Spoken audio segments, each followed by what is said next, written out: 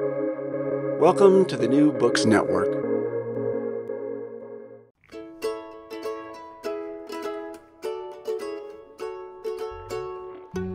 From Brandeis University, welcome to Recall This Book, where we, that is me, John Plotz, and my co-host Elizabeth Ferry. Hello, Elizabeth. Hey, John. Hey. Assemble scholars and writers from different disciplines to make sense of contemporary issues, problems, and events. So today we are extremely lucky to be joined by Dana Stevens, known to millions all across the ether as the host of the Slate's Culture Gabfest and also its film critic. Congratulations, that's just the world's greatest job. So she is a Brooklynite who wrote her comparative literature PhD dissertation on the poet Fernando Pessoa, who was so intimidating to me. I don't even know if I said his name right. Is that how you say it? Perfectly. Yeah. Okay. All right. And she's the author of The Reason That We Are All Here Together This Morning, which is a magnificent new book called Cameraman, Buster Keaton, The Dawn of Cinema and the Invention of the 20th Century. So Dana, welcome. Thank you for having me. It's so great to have you. So in true RTB style, we're going to really start off by asking you to talk about your book, and then we'll probably disagree with one another about some aspects. And then we'll head off in various spirals around its central concerns. And then before ending up, as per usual, with the section that we call usually recallable books, but today we have renamed that section recallable films, which means that each of us can rave at the end about an unduly neglected Buster Keaton short or feature. Okay, so among the spirals, Dana, that I hope we spiralize around your book in no particular order, I think one, I'd love to talk about the way that vaudeville practice and aesthetics made the leap into film and then beyond film, maybe sort of into popular culture generally nowadays, even with Keaton as like a crucial vector. Two, basically the specialness of the 1920s, the distinctiveness of the jazz age aesthetics and industry practices that allowed Keaton to soar in ways that were unimaginable with the coming of the studio system or the advent of sound. And I was thinking one thing that would be cool to talk about would be kind of that amazing mixture that Keaton pulls off of stunts and special effects as something that's like a creature of the 1920s. And then three, I hope you want to talk about this. I loved what you did with the kind of other branching paths of early cinema that get cut off unceremoniously. So especially that amazing chapter on Mabel Normand, but more generally, your sense that for every Chaplin-esque success, there were other writers and filmmakers and actors with divergent visions about whom nobody has ever written a book. Like the paths not taken. I loved your way of thinking about that. So I guess with those spirals hanging before us, can I just ask you to start by telling us briefly about, however you want to introduce your book? Okay. All right. Well, what you just said, it got me thinking about so many things I hope we pursue later in the conversation. But just to present the book, I guess most generally, I feel like I'm always laying down the law at the beginning of every conversation that I don't regard this book as a biography. And I think that could be an interesting road to go down with you two, because I'm sure you've talked to many biographers and about the concept of what a biography is or can be. I'm perfectly happy for this to be shelved with biographies, right? Or classed with them by booksellers if that helps bring visibility to the book. But I think it would do a disservice to the book and to the reader who goes to it hoping to have a comprehensive account of everything Buster Keaton did from his birth to his death, which you actually can find in a new book called Buster Keaton, A Filmmaker's Life by James Curtis, which just happened to come out 1 week after mine, but which I actually Good thing your book's not a biography then. So No, but I honestly don't regard it as a competitor at all, because they provide two completely different approaches toward, writing a life. And if you were a real, film nerd and Buster Keaton nut, you would want to read both books, right? One to sort of get the soup to nuts biography, meticulously well researched, and one to get really more of a critical study, cultural history, I guess you would call my book, something like that. So as you mentioned in your lead-in, there's a lot of zigzags in this book. And so, for example, the second chapter of the book, which is about child abuse law and child labor law at the turn of the century, barely mentions Buster Keaton at all. So if you're going into it to, read sentence after sentence about the life of Buster Keaton, you're going to find that chapter befuddling. But to me, those zigzags were necessary in order to do what I wanted to do, which was to take his life and place it in different cultural, historical contexts, to look at it as exemplary is the wrong word, but to look at it as a very illustrative life about its time. In other words, if you take his lifespan, which went from 1895 to 1966, and look at what happened in American history and world history and technology and, law and social science and so many different fields during that time, it's a wildly different world that he's born into from the one that he dies in. And so I just wanted to look at his life as a kind of lens through which to look at all of those things. But then the kind of mysterious thing about his life is, how did he make that transition to film so seamlessly and effortlessly, right? I mean, after a childhood on the stage, being not just a cog in a family act, but really the star of the family act and the generator of most of the new material in the family act, right? So he had already had 17 years as a successful performer on stage, beginning around age 5.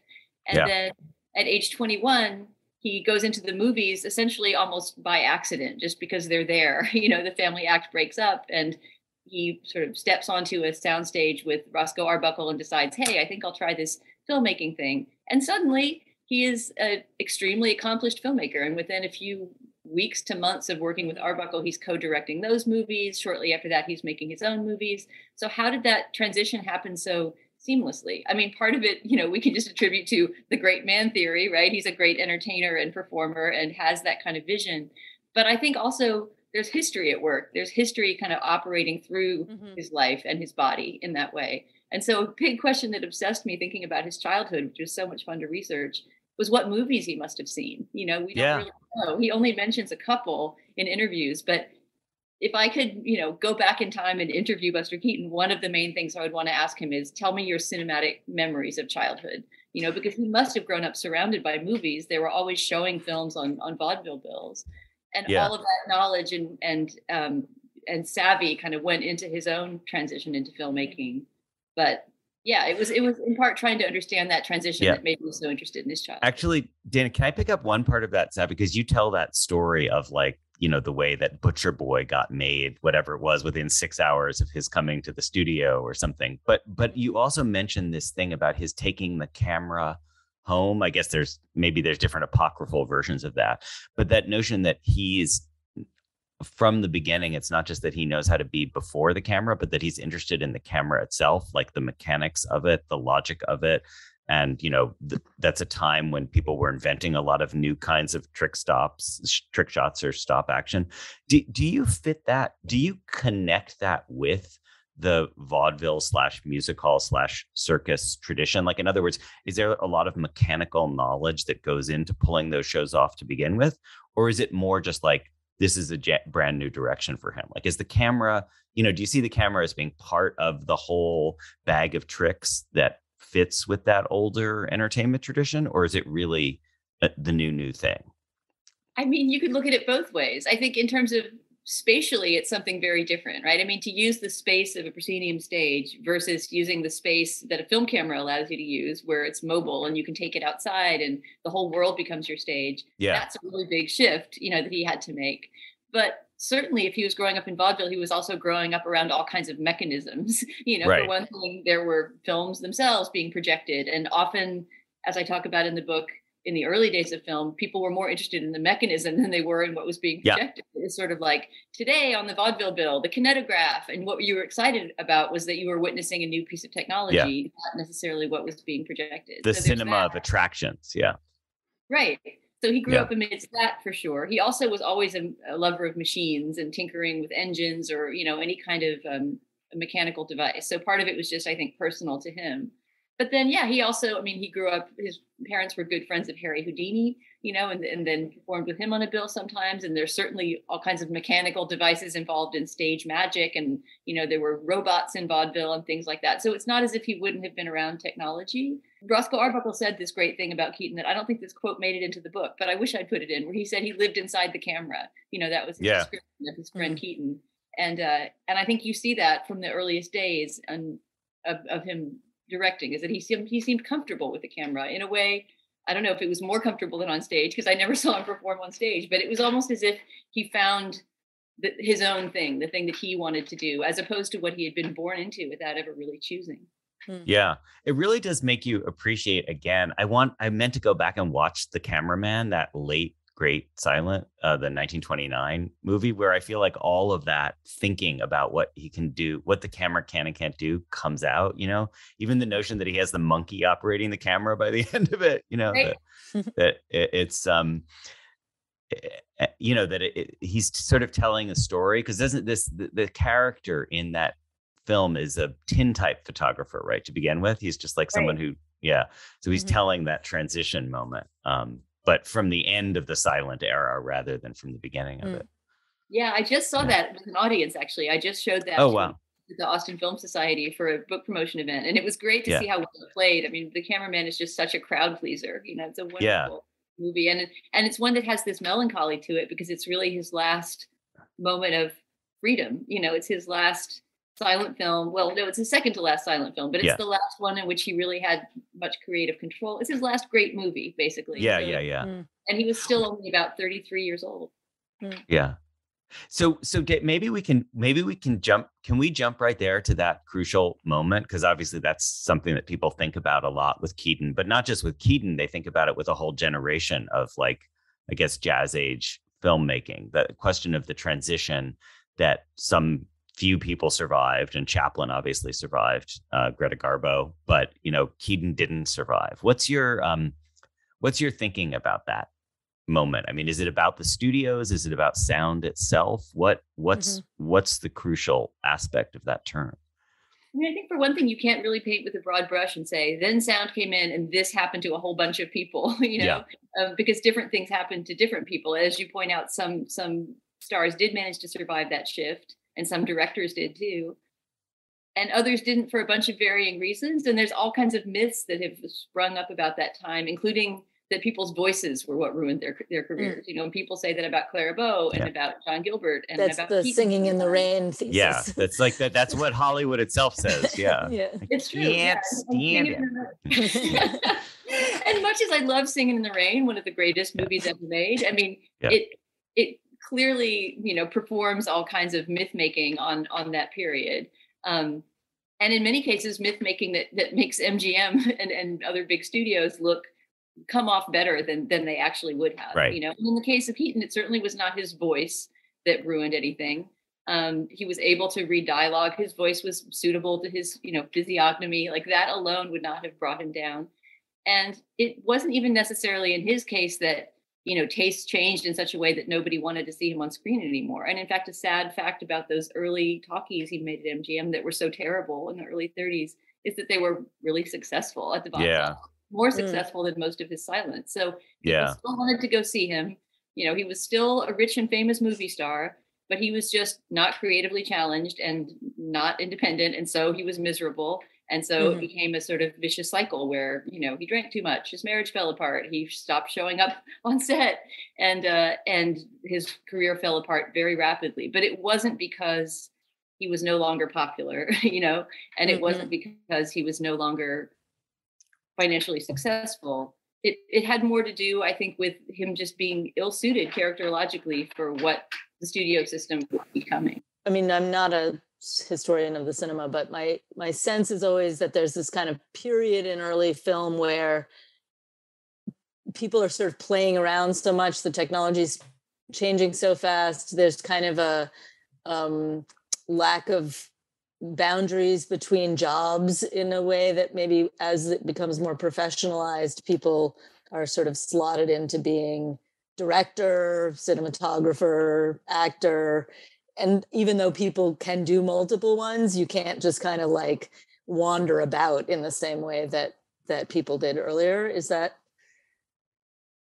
potentially some part of it? Yeah, that's definitely true. Like, the division of labor became much more discreetly arranged in the studio system. And what it was to be a director was not even that clearly defined in the teens when Keaton first moved into film. So if you look at his films through the 20s, most of the time there's either somebody else credited as director completely or somebody else credited as co-director. But the tonal homogeneousness of those movies makes it really clear that there's one particular vision behind them, and it's his vision.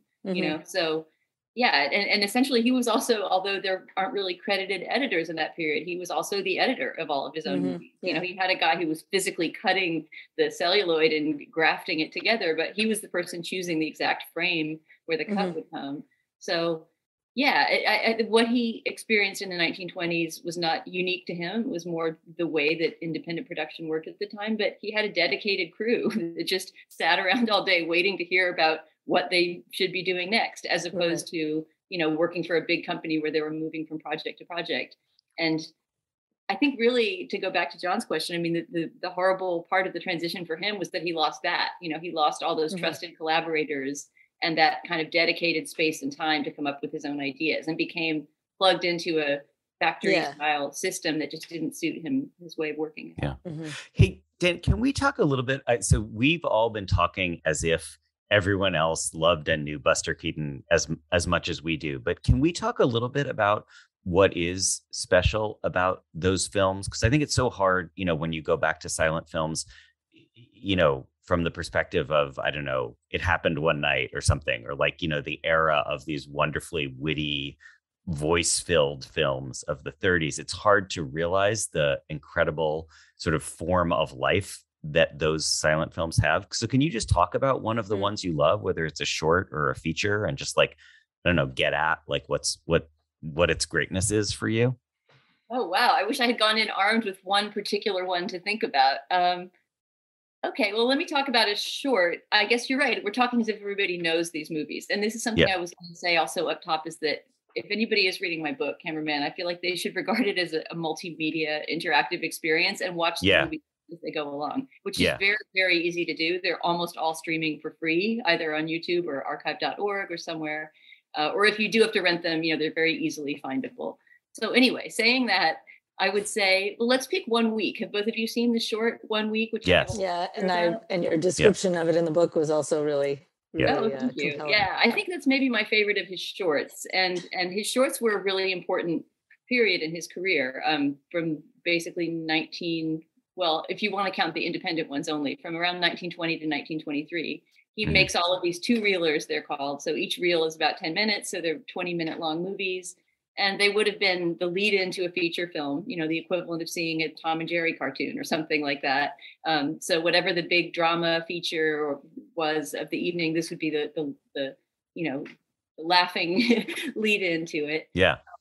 And 1 week was the first of his independent shorts. So when he gets his own studio, the Buster Keaton studio in 1920, it's not the very first movie he shoots, but it's the first one he chooses to release because he knows that it's really good and it's going to be his flagship release. And sure enough, it was very successful and kind of launched him on his career. And if you think of it as a directorial debut, which is a little bit cheating because he had so much experience already on stage and on film, I think it's one of the great directorial debuts of all time. It's just a perfect little film about.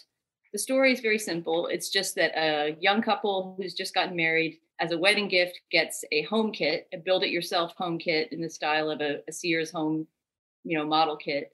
And the romantic rival of the bride, who wishes that he had married her, sneakily rearranges the numbers on the boxes so that the house that they build is this crazy Cabinet of Dr. Caligari monstrosity. And then the rest of the 20-minute movie is just about, you know, them trying to build the house and the house almost becoming, you know, a character itself that is attempting to foil their every attempt to settle into it. So it becomes this beautiful metaphor for marriage, for one thing, and collaboration and trying to create something with someone else. And also modernity, right? Oh yeah, completely. Yeah. Because of their struggle with technology, you know. And so what I try to get into in the book is, I mean, a bunch of things. For one thing, what did a kit home mean in 1920? You know, and that's a very particular year to start fantasizing about building a kit home. I think, I'm not sure this statistic is in the book, but 1920 also happened to be in the census of that year. It was the first year that there were more Americans living in cities than in the country. So it's often cited by urban historians as this key moment, this key year in American history. And that's even all present, I think, in 1 week, not in a way that Keaton was conscious of necessarily, but he was living it, you know, so he was pulling all these things from the world around him. So 1 week also ends up being this sort of story about starting from nothing. It's this newlywed couple, but we never learn anything about their family except the invisible Uncle Mike who sends them the home kit as a wedding gift. We don't know anything about their roots or where they came from or why they're building this house in the middle of nowhere on this lot. And that, I think you're right, that Elizabeth makes it a very modern film, and a film that's really about, in some ways, about alienation and modernity and, technology and all of these things. But what it really reads as when you're watching it is just a hilariously funny comedy with incredible stunts and gags and a custom built set that does all kinds of crazy things and a beautiful love story, with really, I think, one of the best romantic through lines of any Keaton film, because the female lead, Sybil Seeley, is a real romantic partner and a real creative partner in the story. She's not just waiting to be won over like a Victorian style heroine, which could be said of some of Keaton's leading ladies. Yeah. But she's really a co-builder of the crazy house. Yeah. Actually, Danny, that's a great, I love a couple of things you said there. One thing is that sense of like the continuous, that the combination of stunts and gags, they never stop coming. So it has a kind of Roadrunner quality of just like, in fact, we could talk about the resemblance to cartoons, actually. It's kind of interesting, but that the jokes are all there, but it nonetheless piles up into a narrative arc. Like it's not just attraction. There's also a story through line that defines it, even in just 20 minutes. But then that other thing, the point you're making about like how, whether there's like a love story there, a romance, and so a comedy in that other sense of like the happy ending where, the couple gets together. I feel like that's something that makes Keaton films really interesting, where on the one hand, there's just like a bunch of incredibly funny things that happen. And sometimes the same things happen in the second half of the movie that happened in the first half of the movie, only they happen in reverse, like they're disasters the first time and then their successes the second time. But then there is also the idea that these are story films. How do you think about that? I mean, do you think that's just a set of props that he's putting into the film so that he can make all the stunts work? Or do you see the films as trying to do both of those things, like tell a story and, keep you laughing moment to moment? I mean, he actually talks about that. He talked about that in interviews at the time when he was making the transition from two-reelers to feature films. Yeah. In 1923 was his first feature, was that he was no longer able to do, I think ridiculous gags or absurd gags or something like that. He realized at a certain moment that he had to have, in order to have a through line and a story that people would watch for the length of a feature film, that, there had to be unity of character and, all of those things.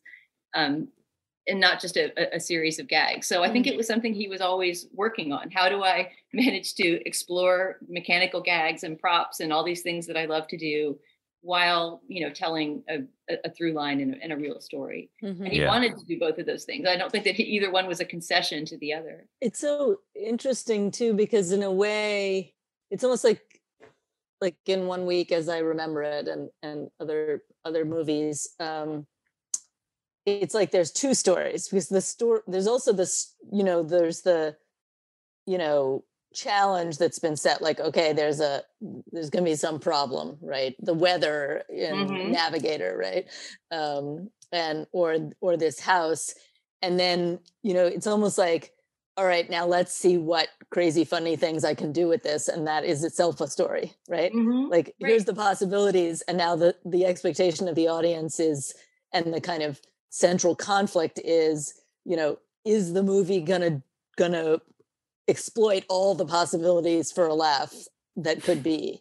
That was something else that he explicitly talked about in interviews and regarded as the big challenge of making one of his movies, is that, well, for one thing, they didn't usually have scripts, these silent movies. I mean, they might have had treatments, and sort of lists of setups that they needed. And certainly there were meticulous planning sessions for building all of the props and the sets and things like that. But they didn't really have beginning to end scripts. And he wanted it that way. And he used to say, he says this in a few different interviews, that he wanted the middle to take care of itself, that they would figure out a situation and they would find the locations and build the sets for that situation, like the house for 1 week or, whatever it was. and they would figure out the ending so that they had a satisfying, and if you look at them, Keaton films almost always have just very satisfying endings, some kind of final gag that kind of tops the previous one, or this twist that you didn't see coming. So they figured out the ending in advance, and then he said, we just let the middle take care of itself, which essentially meant that they would go play around on those sets or on those locations and see what they could find. Oh, look, here's a ladder, and he talked about, for example, we might build a whole elaborate set and then realize, oh, the closet is the funniest place. So, we'll film all of the climax in the closet. Yeah.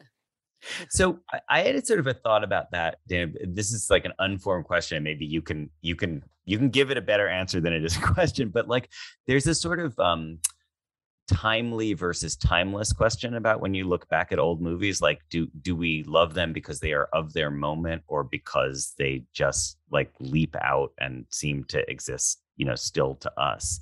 And I guess the version I was thinking about that was that Keaton seems really into the idea of parody, or I guess he called it burlesque, that he's always spoofing on people who came before him, like he's making fun of the Westerns, or he's making fun of Civil War movies, I guess. So how do you think about that parodic side of Keaton, given that we probably don't know most of the people that he's spoofing or making fun of? Is that? Yeah, that's a good question. I mean, for one thing, you're right that was something he subspecialized in, but I wouldn't say that was his approach to most of his movies. And even The General, I don't think The General is a spoof or a parody of Civil War movies. I think it is he's really trying to have, historical accuracy. That was part of why he was busting his budget and making his brother-in-law and producer Joe Skank so mad at him during making The General.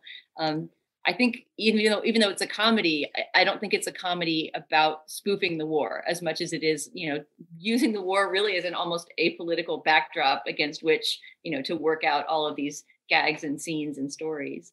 But you're right that he did also have this side that loved to parody pop culture of his time. So, for example, Three Ages, which is his first feature film, is a D.W. Griffith parody, really. It's making fun of, the sweep of intolerance, the D.W. Griffith movie that took place throughout various ages of history. Or The Frozen North is a short of his that was spoofing William S. Hart, the Western star. And doesn't he spoof Lillian Gish in the middle of it as well? Like he does that this thing where he turns his smile upside down, which is a thing that Lillian Gish Blossoms. Yeah, she did it in a movie too, for sure. And even One Week was, as I talk about in the book, is sort of taking off on this industrial film about home kits and how they represented the future for young couples building homes. And he turns that into, what's the dark side of, trying to build your own home from the kit. I think that also has its roots in his childhood in a way, because if you read some of the reviews of the family vaudeville act, the Three Keatons, he used to do a lot of verbal impressions of other comedians and singers. And I think that one of the things that he would do was sort of vamp by, parodying entertainers of his time or doing impressions that everyone would recognize. So that's a good question. Why are those things not dated for us? Why do we consider those movies timeless still? I suppose part of it is that what he would be parodying was something that was somewhat timeless. I mean, melodrama, he loved to parody melodrama, and there's a kind of classic pose.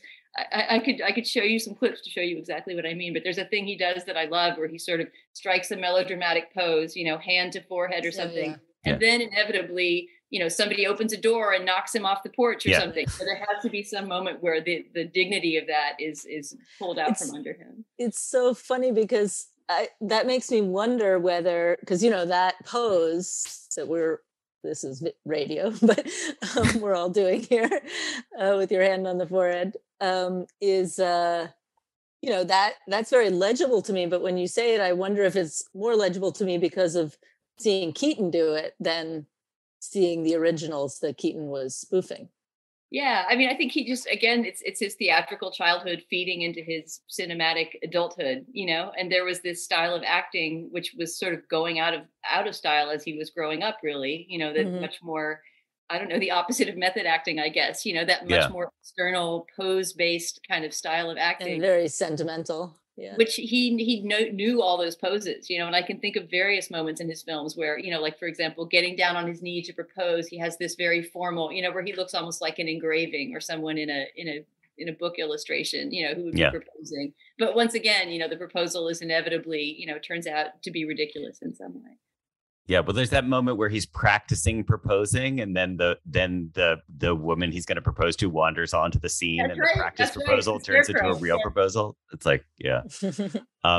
So Dana, can I circle back or spiral back to pick up that I love the Mabel Normand chapter, but just kind of, so maybe you could talk a little bit about her, but just also generally, I think you make some really important points in that chapter about, all the people that we don't hear about, because Buster Keaton, very unlikely person to be a star, even for the decade plus that he managed it. But then, of course, there's all these other people who have, genius to burn, but we don't hear anything about them because the system just wasn't quite, wasn't set up for a woman to do that or for a person of color to do that. So talk a bit about that. Yeah, that chapter about it does end up focusing on Mabel Normand, but it was really about just women in film in the teens is sort of how it Yeah. starts out. Is another big zigzag, like the chapter that's all about child abuse and child labor legislation and things like that. It at first glance seems to have little to do with Buster Keaton. I think he's barely mentioned in that chapter, but Yeah. to me it seemed crucial to that moment that I was trying to narrate, which is 1917, the moment he gets into film.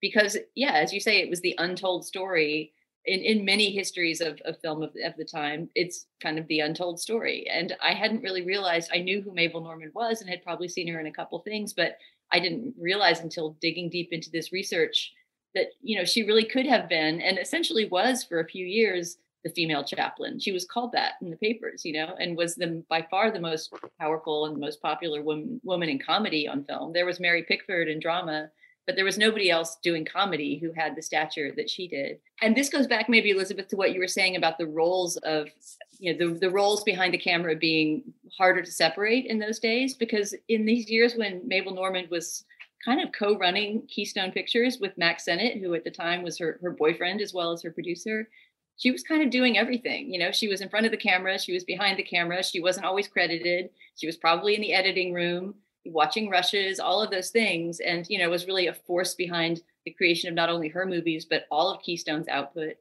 And the moment that I was trying to capture is, the moment that ascent sort of got cut short by the fact that, essentially by the fact that movies were becoming a big business, and that because they were a big business, naturally they were going to be the affairs of men, and women's place was going to start being shut down. And that happened almost exactly at the same time that Keaton gets into the movies. So it seemed to me like this almost hidden chapter of the story that had to be explored. And the anecdote that I get into about Chaplin, about the moment that, Mabel Normand is directing Chaplin on the set of the Keystone movie, it's only, I think, a few weeks at the most, maybe months into his career on film. So Keystone had just poached him off the stage very shortly before. And there he was on set, already very full of himself and refusing to do the jokes that Norman wanted to do, insisting on coming up with his own gags, slowing down the shoot, at one point just sitting down on the curb and refusing to work and shutting down the set for the day. And because he was so successful and so popular and already starting to get the attention of filmgoers, like, who is that one guy? He's standing out from the crowd at Keystone. He kind of got his way, and there was a slow supplanting of her power at Keystone by his and by other men's, and she also had her own personal problems that kind of kept her career from advancing as it could have. But at any rate, by the early 20s, she was no longer directing. She was only acting in front of the camera. So she lost a huge amount of her power. And by 1930, she had died an early death and, had not been really behind the camera in over a decade. And her individual story is really sad, but it's also, I think, a systemic story about what was happening to women in the industry on a larger scale. Yeah, because just to jump in on that Chaplin point you're making, I totally hear what you're saying. Chaplin is notorious for working really slowly and wanting to do his own gags and all these other things that are true. But it, there are other situations in which that happened, in which, the other players were not ground down. But it does feel like, because she was a woman, like in that moment where Chaplin decided to throw the tantrum, the logical thing to do was to ease the woman out of power, because, that had she been a man, it wouldn't have played out that way. And that, I just feel like that story is probably there for the directors of color too, which are stories we don't know that well about, people like Michaud, or, that you can just think of all the doors that didn't open, as well as the few ones that did. Yeah. Right. Yeah. I mean, I don't get into Black directors in the book, but I do have a whole chapter about Burt Williams, who was this hugely popular Black entertainer at the time, and whose life interwove with Keaton in all these interesting ways. Dana, this could go on forever because I mean it's such an endlessly fascinating topic, and your book is so great. But maybe we can sort of make a turn to home now by you already kind of gave us a recallable film because you talked about 1 week, but do you want to throw another film up there as like worth recalling? Maybe it's not by Keaton. Maybe you want to shout out an Arbuckle film or I mean, I yeah. was actually going to say the one that came to mind is one I write a little bit about, which is Fatty and Mabel Adrift. It was Uh-huh. an Arbuckle film from, I think it's 1915. It might be 1916. It was from this period when he and Mabel Normand were an on-screen team. You know, they were often a romantic couple in the movies, and they're these wonderful kind of pastoral romances that are extremely silly, but really out of keeping with the normal Keystone tone as well. They're Yeah. moving toward a different tone. It's almost more like a rom-com, you know, where it's Yeah. like, oh, this married couple have all these problems, and you know, but they sort of affectionately tease each other, and it's a different world than the Keystone one that they were moving out of. And for both Arbuckle and Norman, kind of pointing toward this future that neither of them really ever got to have. Yeah. Yeah. Also, one of the last movies that Arbuckle directed before he got his own studio, the Kamiki Studio, which I write about, and started working with Keaton and became the Arbuckle that we're more familiar with. Mm. So you can kind of see him as this very young, you know, still under 30 at the time, this very young director trying to figure out who he wanted to be in front of and behind the camera. So it's great performances from both of them. It's really sophisticated direction for 1915 or 1916. And yeah, and it's a lot of fun. It also includes Luke, who is the famous dog, who was one of the first canine movie stars, who was a very yeah. he's a very charismatic dog. So you can get a good look at Luke as well, and Fatty and Mabel Adrift. Oh, that sounds great. Well, I went back to a bunch of the shorts that you mentioned in the book, but I didn't go back to that one, so I can't wait to. And so, Elizabeth, can I propose we do a joint one, since I think you and I both have Steamboat Bill Jr. in mind? And I'll just say really quickly, since we didn't touch on it in the conversation, that I love that film, which is pretty late. I think isn't it 28 or something? I mean, it's one of the last of the Buster Keaton films, but that yeah, it has, it has all of this elaborate, as you write about in the book, it has this elaborate sort of artifice around, theatrical sets, and it has a famous scene with a house falling around him. But it also has that incredible scene where he keeps trying on different hats. So you see Buster Keaton not just with a pork pie, but with a beret and a top hat and a bowler and I don't know what else. And I feel like it's one of these moments where he's just, running through like a self burlesque, basically, where the comedy works because he's just, playing with all the things that you think of when you see the face of the young Buster Keaton. And I love that he has two films which are called Junior, actually, like that and Sherlock Junior. I feel like there's something going on where Keaton liked having the juniorness, which again is a way of like talking about how he, knows that he's from a long lineage, and yet he's doing something a little bit different as well. I'm glad you Steamboat Bill, because that's maybe my favorite feature. What were you going to say, Elizabeth? I was thinking while I was reading your book about this sort of other angle about it, and it's something that I remember about the film, and that it's sort of part of Keaton's really touching quality. I mean, the thing that really stands out to me about him is his sort of, there's something so kind of innocent and touching, even more in some ways than Chaplin. Something about his face. But the way in which that takes the form in that movie of relationships between fathers and sons. And, you having not really known about, I mean, I knew there was an act called The Three Keatons, and that he was a child vaudeville star, but like the specific kind of interdynamics of that and the sort of very ambiguous emotional tone of that, just gives like that sort of poignancy even more. Oh yeah, I definitely think it's his most dramatically complex and emotionally involved story that he told in a film. And there weren't many stories that he told that were about a father and a son. There are a lot of looming parental figures that kind of replicate what Joe Keaton was in his childhood, like a big guy who throws him around. There's always some figure like that. Or else it gets sublimated into, a big hurricane that throws him around or something like that. but Steamboat Bill Jr. is actually about a real father and son working out their relationship. And you're right that the end is very moving because it's the usual, set of crazy rescues and stunts and the house falling and the tornado. And I mean, a really amazing crescendo of disaster at the end.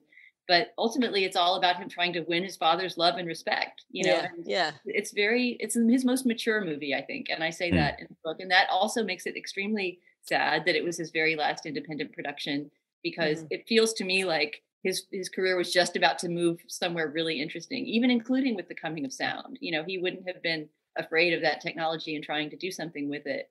But Steamboat Bill Jr. is really the last moment that he did everything he wanted to do in a movie without any studio interference. And it's a beautiful film. Yeah. Cool. Yeah.